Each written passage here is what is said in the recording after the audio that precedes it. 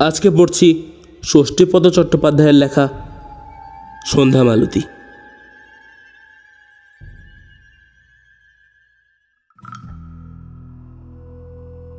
খুব যে একটা বেশি দিনের কথা তা নয়, বছর 30 আগেকার কথা। হুগলি জেলার নিত্যানন্দপুর নামে এক গ্রামে গেছি আমার এক বন্ধুর বিয়ের জন্য মেয়ে দেখতে। সময়টা বসন্তকাল, তাই আবহাওয়া বেশ মনোরম। চুচুড়া থেকে বাসে ত্রিবেণী কালীতলা হয়ে কালনার পথে নিত্যানন্দপুর। কুন্তী নদীর শাখো ভেঙে সবে বাস চলার উপযোগী একটা সেতু হয়েছে, আর কেশরাম রেয়নকে কেন্দ্র করে হয়েছে নতুন একটি রেল স্টেশন, কুন্তিঘাট। তা যাই হোক, মেয়ে তো দেখতে এলাম। মেয়ে দেখতে এসে হলো এক দারুণ অভিজ্ঞতা, আর সে অভিজ্ঞতা না হলে আজকের এই গল্প লেখাই হতো না। যে বাড়িতে আমরা মেয়ে দেখতে গিয়েছিলাম সেই বাড়ির মালিকের নাম আমি এতদিনে ভুলে গেছি, তবে মস্ত দালান কোঠা তাদের, মস্ত বড় লোক, প্রচুর জমি জমা আছে। বড় লোকের একমাত্র মেয়ে, সুশ্রী সুন্দরী রূপবতী গুণবতী। বিয়ের সময় মেয়েদের যা যা বলা হয়, এই মেয়ের ব্যাপারেও সেই সব শুনেই গিয়েছিলাম। তবে যে কোনো কারণেই হোক ফটো পাঠায়নি তারা। আমরাও তাই মেয়ের রূপের বর্ণনা শুনেই মেয়ে দেখতে গিয়েছিলাম। তাড়াতাড়ি পৌঁছেছিলাম আমরা। এই বিয়ের ব্যাপারে যিনি ঘটকালি করেছিলেন সেই বীরু চক্রবর্তী আমাদের খুব আদর যত্ন করে ঘরের ভেতরে নিয়ে গিয়ে বসালেন। মেয়ের বাবা কাকা জ্যাঠামশাইরা এলেন, বললেন, তোমরা অনেক দূর থেকে এসেছো বাবা, খাও দাও, আজকের দিনটা থাকো, আজ শনিবার, মেয়ে দেখাবো না, কাল সকালে দিনের আলোয় মেয়ে দেখবে তোমরা। আমি বললাম, কিন্তু এমন কথা তো ছিল না, আপনাদের সঙ্গে আমাদের কোনো রকম কুটুম্বিতাই হলো না, যেখানে সেখানে কি করে আমরা রাত্রিবাস করি বলুন। জ্যাঠামশাই বললেন, নাই বা হলো, মানুষ কি মানুষের বাড়িতে আসে না?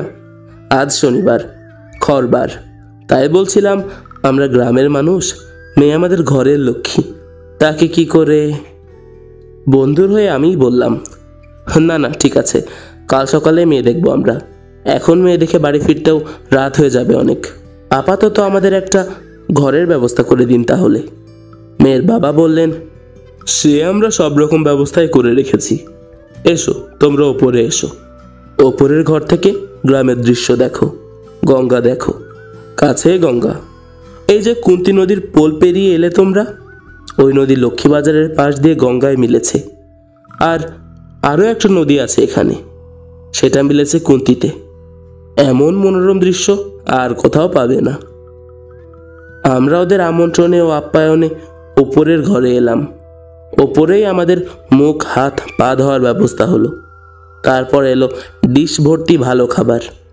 আমার বন্ধুটির নাম অজয়, বলল, এসব কি করছেন, এত খাবার খাবো কি করে? তাছাড়া মেয়ে দেখে আমাদের মতামত জানানোর পরেই সব আপ্যায়ন হলেই কিন্তু ভালো হতো। এখন ধরুন মেয়ে যদি আমাদের পছন্দ না হয়। জ্যাঠামশাই বললেন, তাতে কি, আমাদের মেয়ে আমাদেরই থাকবে। এক প্রবীণা মহিলা, ইনি বোধহয় জেঠিমা, বললেন, তবে বাবা এও বলে রাখছি, এ মেয়ে একবার দেখলে আর চোখ ফেরাতে পারবে না, অপছন্দ হওয়ার মতো নয়। যাই হোক, আমরা তো জলযোগ সারলাম। এরপর দু বন্ধুতে ছাদে উঠলাম প্রকৃতির দৃশ্য দেখতে। সঙ্গে ওদের বাড়ির লোকেরাও এলেন। গ্রামের মধ্যস্থলে মস্ত দোতলা বাড়ি। ছাদে উঠে চারিদিকে চোখ মেলে দিতেই প্রকৃতির শ্যামল শোভায় চোখ যেন জুড়িয়ে গেল। কি সুন্দর দৃশ্য চারিদিকে। মনে মনে ভাবলাম, মেয়ে যদি পছন্দ হয় তাহলে বিয়ে হবে। বন্ধু তো শ্বশুর বাড়িতে আসবেই, আমিও মাঝে মধ্যে সঙ্গ নেব ওর। কলকাতার কাছে এমন পল্লী দৃশ্য আর কোথায় পাবো? সন্ধে পর্যন্ত আমরা ছাদে ঘুরে সকলের সঙ্গে গল্পগুজব করে দোতলায় আমাদের জন্য নির্দিষ্ট ঘরে নেমে এলাম। এ বাড়িতে ইলেকট্রিক লাইট নেই, তার কারণ এই গ্রামে এখনো বিদ্যুৎ পৌঁছায়নি। তাই লণ্ঠন বাতি জেলে ঘরে আলো করা হলো। আবার এক প্রস্থ চা জলখাবার এলো। আমরা জলখাবার ফিরিয়ে দিয়ে শুধু চাই খেলাম। ঘরের বড় বড় খোলা জানলা দিয়ে বসন্তের মৃদু সমীরণ আমাদের গায়ের ওপর দিয়ে বয়ে যেতে লাগলো। সারাদিনের পরিশ্রমের ক্লান্তি দূর করতে বিছানায় দেহ এলিয়ে দিয়ে চোখ বুজে শুয়ে থাকতে থাকতে একসময় ঘুমিয়ে পড়ল অজয়। আমি আর একা বসে থেকে কি করি? ফুটপাতের সস্তা কয়েকটি বই একপাশে রাখা ছিল, সেগুলো নাড়াচাড়া করতে করতেই ঘরের দেওয়ালে চিত্র দেখতে লাগলাম। এমন সময় হঠাৎই যা দেখলাম তাতে বিস্ময়ের আর অন্ত রইল না। আমার চোখ দুটো যে ধন্য হলো তা নয়, বুকের ভেতরটাও কেঁপে উঠল যেন। আমি দেখলাম এক অষ্টাদশী তরুণী আমার দিকে এক পলক তাকিয়ে দ্রুত পায়ে ছাদে উঠে গেল। লণ্ঠনের স্বল্পালোকে তার যে রূপ দেখলাম তাতে অভিভূত হয়ে গেলাম। এই মেয়ে যদি অজয়ের বউ হয়, তাহলে ওর চেয়ে ভাগ্যবান এ জগতে আর কেই বা হতে পারে। শুধু তাই নয়, অর্ধেক রাজত্ব সহ রাজকন্যা পাওয়ার মতো ব্যাপার। অর্ধেক রাজত্ব বলছি এই কারণে যে ভদ্রলোকের এক ছেলে এক মেয়ে, কাজেই বিশাল সম্পত্তির ভাগ ও পাবেই। তার উপরে অমন একটি সোনার প্রতিমা। এই মেয়েকে দেখতে এসে না বলে ফিরে যাওয়ার কোনো কারণই নেই। অতএব বিয়ে এখানে পাকা। কাল সামনাসামনি বসে মেয়ে দেখেই আমি আমার মতামতটা জানিয়ে দেব। মেয়েটি অনেকক্ষণ ওপরে গেছে, কিন্তু নামার আর নাম নেই। এতক্ষণ ছাদে উঠে কি করছে ও? আমি তাই একাকিত্ব কাটানোর জন্য এবং বন্ধুর ভাবি স্ত্রীর সঙ্গে একটু আলাপ করবার জন্য নিজেই উপরে উঠলাম। কিন্তু কোথায় কি? কেউ তো নেই ছাদে। আমার কেমন যেন রহস্যময় মনে হলো ব্যাপারটা। আমি ছাদ থেকে নেমে এলাম। রাত প্রায় 10টা নাগাদ খাওয়ার ডাক পড়ল আমাদের। সে কি এলাহি ব্যাপার! যেন সত্যিকারের জামাই আদর শুরু হয়ে গেল। এমন আতিথেয়তা আমরা এর আগে কখনো কোথাও পাইনি। যাই হোক, সে রাতটা বেশ আনন্দেই কাটল। পরদিন সকালে চা পর্বের পর মেয়ে দেখার পালা। কিন্তু এ কি? এ কাকে দেখছি? সেই মেয়ে তো নয়। মেয়েটির গায়ের রং ফর্সা, স্বাস্থ্যও ভালো, মুখশ্রীও মন্দ নয়, তবে অপূর্ব সুন্দরী তাকে কোনো মতেই বলা যায় না। আমরা দেখলাম, দু একটা কথাও বললাম, ভালোই লাগলো। আমাদের মেয়ে দেখা হলে মেয়েটিকে বিদায় নিতে বললাম। মেয়েটি চলে গেলে দু বন্ধুতে ফিসফিস করে আলোচনা করলাম মেয়েটির ব্যাপারে। আমি বললাম, মেয়ের ব্যাপারে ওর বাড়ির লোক কিছু জিজ্ঞেস করলে কি বলবো? অজয় বলল, হ্যাঁ করে দে, এর আগে অনেক মেয়ে দেখেছি, এতটা চোখে ধরেনি। এই মেয়েটি খুব একটা সুন্দরী না হলেও সুলক্ষণা। তাছাড়া এমন শ্বশুরবাড়ি আমি ছাড়ছি না। আমার চোখে তখন সেই মেয়েটির মুখ ভাসছে। কে ওই মেয়ে? এ বাড়িতে অজয়ের বিয়ে হলে আমার তো আসা যাওয়া থাকবেই। তখন না হয় আমি নিজের জন্য একটু চেষ্টা করে দেখব, কেননা মেয়েটাকে আমার খুব ভালো লেগেছে। মেয়ে দেখা শেষ হলে বিদায় নেওয়ার পালা। আসবার সময় আমাদের মতামত আমরা জানিয়ে এলাম। পাকা কথা পেয়ে বাড়িতে যেন উৎসবের বন্যা বয়ে গেল। দিন 15-র মধ্যেই অজয়ের বিয়েটা সম্পন্ন হয়ে গেল।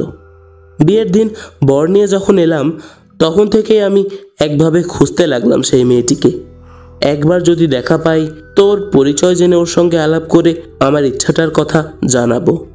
কিন্তু না, এ বাড়ির অসংখ্য লোকজনের মধ্যে তাকে আমি আর দেখতে পেলাম না।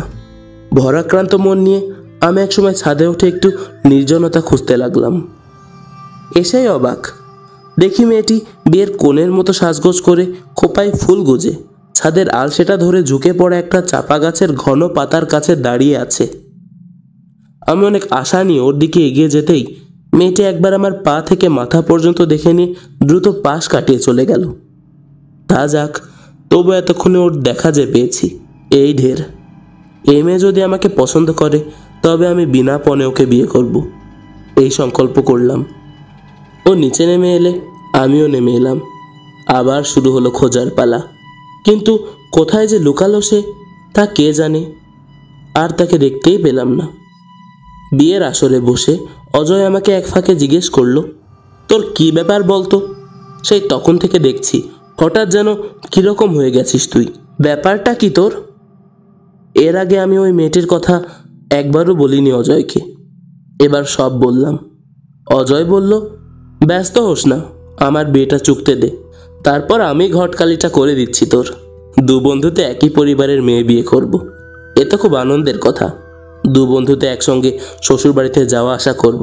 এর চেয়ে সুখের আর কি কিছু আছে? আমি বললাম, তুই যদি সত্যি এই যোগাযোগটা করে দিতে পারিস, তাহলে তোর বন্ধুত্বের ঋণ আমি কখনো শোধ করতে পারবো না রে। অজয়ের কাছ থেকে আসার আলো পেয়ে মনটা ভরে উঠল আমার। কি ভাগ্যিস এই মেয়েটির সঙ্গে অজয়ের বিয়েটা হয়ে যায়নি, তাহলে অবশ্য আমার কোনো আশা থাকতো না। ও সারা জীবন আমার বন্ধু পত্নী হিসেবে শ্রদ্ধার পাত্রীই হয়ে থাকত। অজয়ের বিয়ের লগ্ন ছিল মধ্যরাত্রে। অজস্র হুলুধ্বনির সঙ্গে চিরাচরিত প্রথা অনুযায়ী সম্পূর্ণ হলো বিয়েটা। কিন্তু এই বিয়ের বাসরে শেখ হই।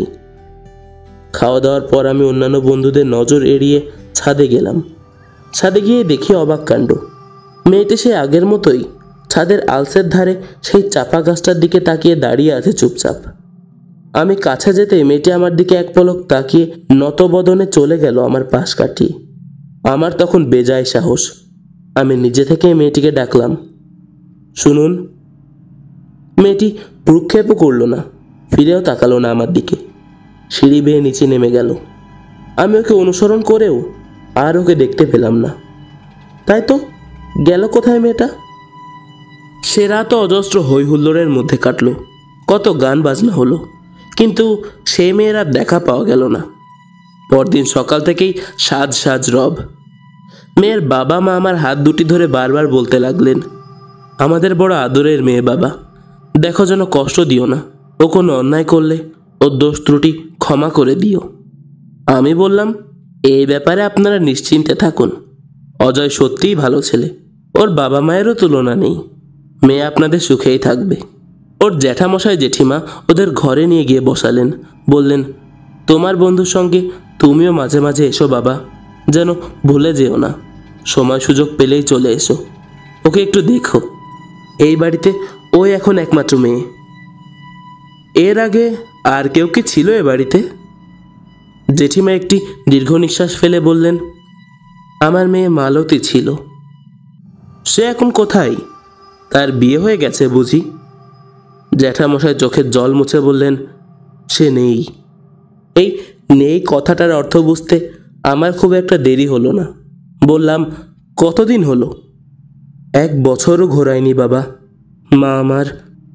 জেঠিমা বললেন, অমন মেয়ে কাল ভেদ্রে জন্মায় বাবা। কি রূপ তার, যেমন চোখ মুখের গড়ন তেমনি গায়ের রং। ওই দেখো না, দেওয়ালের গায়ে সে কেমন ছবি হয়ে আছে। বিয়ের কথাবার্তাও সব ঠিক হয়ে গিয়েছিল। হঠাৎই সন্ধেবেলায় চাপা ফুল তুলতে গিয়ে সাপকাঠি হলো। এক ছোবলেই শেষ। কেউটের ছোবল বাবা। ছবির দিকে তাকিয়ে আমি স্থির। এ তো সেই মেয়ে যাকে ঘিরে আমি এত স্বপ্ন দেখেছি, যে আমাকে একবার করে দেখা দিয়েই মিলিয়ে যাচ্ছে। এই বিজ্ঞানের যুগে এও কি সম্ভব? তবে সেই শেষ। অজয়ের শ্বশুর বাড়িতে আমি আর কখনো যাইনি।